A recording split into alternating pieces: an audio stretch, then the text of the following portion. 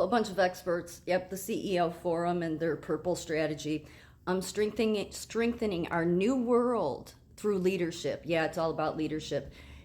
And God help me. Everything they say, especially the ones in healthcare, I don't want to speak for all of them, I don't know their industry, but it is so manipulative. And again, they have no insight, yet they talk. If you read, like, nurses forever have read articles in nursing about how we have to think of this and that, and it all sounds good. And so it pulls us in when we say, yeah, that makes total sense. Well, now when these people say it, I realize how much it's all bullshit. Here's an example, because here's just some of the people. The CEOs are all about diversity, equity, and inclusion. Diversity and inclusion is key to business strategy. And they just have, there's so much passion that the hospital CEOs have. They have so much passion for change, and they want to hear from employees and hear about your hard times, hear about your childhood, because that's what will help you to create the new world. Oh, stop your nonsense. Nobody's buying it. Maybe some of your new nurses coming in think, oh, this is great, this is great. Yeah, this is all nonsense. These people waste so much money and time sitting around just focusing on themselves. That's the worst part about diversity, equity, and inclusion. It's so very selfish. Very selfish. Employees perform better. Culture, diversity, and inclusion are critically important. No, they're the worst thing ever. But see, if I spoke up in a meeting about that, oh, well, no, you have to go along with what the CEO says. But the CEO in these meetings says, no, we need to hear from those people. Yeah, they want to hear from you so they can get rid of your ass, believe me. It is both the smart and the right thing to do when you create an environment where employees can bring 100% of themselves to work every day. We see that they are able to perform better and be more innovative. We are seeing this really shift our engagement and retention. That's the CEO of Cardinal Health. You know what? Not everybody's life wants to revolve around being your slave. And all your little meetings and all these things that everybody has to do to hear about you is what the problem is. CEOs have made everything about them. Everything in these meetings, it's like you don't have insight because you've made, especially the ones in healthcare, it's all about you, how special and how important you are, which explains why you don't staff. Because don't carry on about caring. Don't carry on about understanding empathy when you allow your employees to get hurt, and it never had to happen if you had staff to begin with. No, instead, you want to make these meetings, you CEOs in healthcare, you want to make these meetings all about how, well, we just can't do anything about retaining employees, but let's sit around and talk about it. No, just hire some damn people. How hard is that? That's not what you want to do. So you wrap it up into this ribbon of a diversity, equity, and inclusion. These are all the strategies of how we're going to get to a new world. Oh, I want to throw up. This is all from their meetings. Yeah, you can't safeguard what you can't see. Well, then this face should be completely blurry because CEOs can't see, not in healthcare. This is such a game, this bullshit. It is such a game. Part of what they say too is take specific actions. Our lives begin to end the day we become silent about the things that matter. I really like this quote by MLK.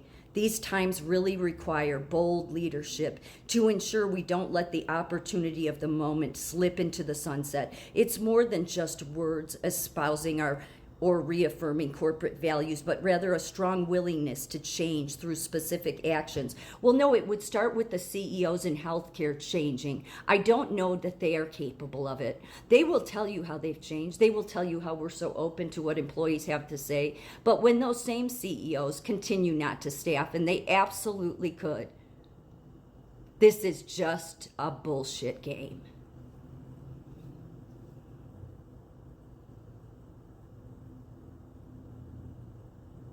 hierarchy gives way to humanity. This is one of their ideals.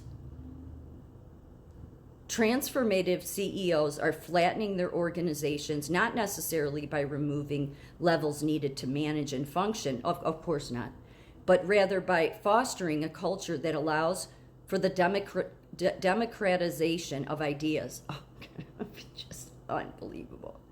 They are leaving titles at the door of meetings, allowing for more junior team members to speak up and push ideas forward in a way that fosters innovation and ensures consideration of a diversity of perspectives.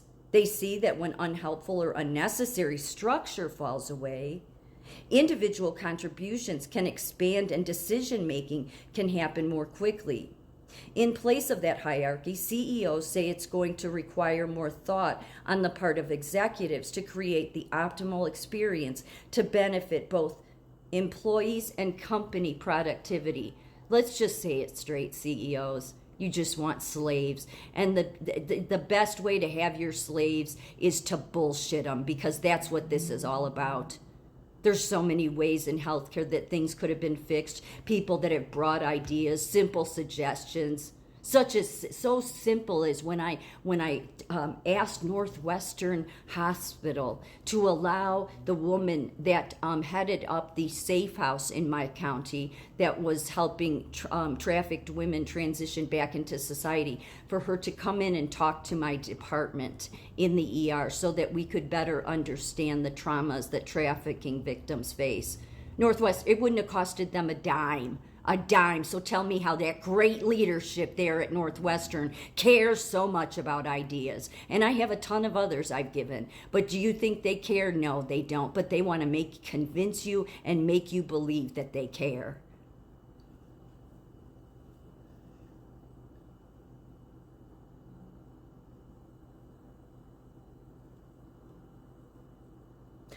Courageous conversations. As leaders, we must commit to creating a strong sense of belonging for all and fostering an atmosphere in which everyone can feel comfortable bringing their full self to work. See, it's all about coming to work. You know what? Like, there's some places they're so understaffed where you have this impending doom before going to work. And believe me, I've heard many people say that. This impending doom, because you don't know if you will leave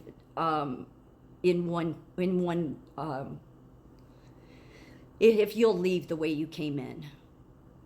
So for any healthcare system, hospital CEO to be at any of these transformative meetings and act like you're going to do something for patients or staff, I think you've already shown over the past at least 2 decades is that you only serve yourself and the master politicians that you work for.